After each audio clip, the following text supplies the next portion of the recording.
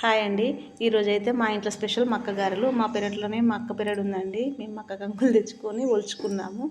ఒలుచుకొని ఇంకా మా పెరట్లోనే కరివేపాకు చెట్టు ఉంది, స్ప్రింగ్ ఆనియన్ ఉంది, కొత్తిమీర ఉందండి. అన్నీ ఫ్రెష్గా తెచ్చుకొని అవన్నీ కట్ చేసుకున్నాను, మక్కలు ఒలుచుకున్నానండి.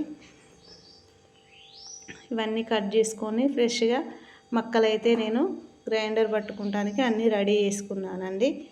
దాంట్లో వేయడానికి మాత్రం కరివేపాకు, ఆనియన్స్, పచ్చిమిర్చి, ఎండుమిర్చి ఎల్లిపాయలు కట్ చేసుకున్న ఆనియన్ వేయాలి.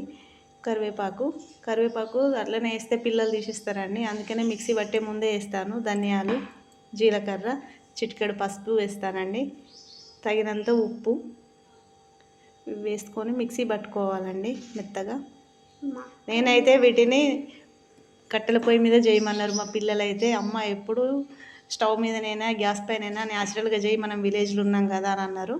వీటినైతే నేను న్యాచురల్గా చేద్దామని చాలా కష్టపడ్డాను.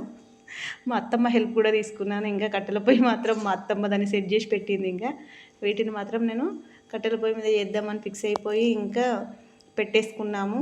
ఆ పొగకైతే కళ్ళు అయితే మండిపోయినాయి బాబు. మక్కగారెలేమో కానీ ఫస్ట్ నాకు కళ్ళు అయితే వేయినాయండి. తూడ్చుకుంటూ ఏడ్చుకుంటూ ఇక వాటిని మాత్రం చేసిన.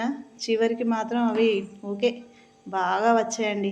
టేస్ట్ మాత్రం కష్టపడి చేసినవి బాగుంటాయని అంటారు కదా, కష్టపడి చేసాను కాబట్టి చాలా టేస్టీగా ఉన్నాయండి. ఇంకా పిల్లలైతే ఆహా అమ్మ చాలా బాగా చేసినావు, ఎప్పుడు ఇట్లనే చేయవా అని అడిగారు. ఎప్పుడు ఇలా చేస్తే నేను ఫస్ట్ ఐ హాస్పిటల్కి వెళ్ళి ఐ సర్జరీ చేయించుకోవాలండి. ఇంకా కానీ చాలా బాగుందండి. కొంచెం ఓపికతో చేసుకుంటే మాత్రం న్యాచురల్ ఫుడ్ పిల్లలకి మనం పెట్టచ్చు. థ్యాంక్స్ అండి, చాలా బాగున్నాయి. మీరు కూడా ఒకసారి ట్రై చేయండి. ఇలాగా ఏదైనా ఫ్రెష్గా తీసుకుంటే బాగుంటుందండి. మనం న్యాచురల్గా తీసుకున్నాం కాబట్టి చాలా టేస్ట్ వచ్చినాయి. ఇంకా మీరు కూడా ఒకసారి ట్రై చేయండి ఇలా చేసి పెట్టడానికి పిల్లలకి. ఇంకా థ్యాంక్స్ ఫర్ వాచింగ్.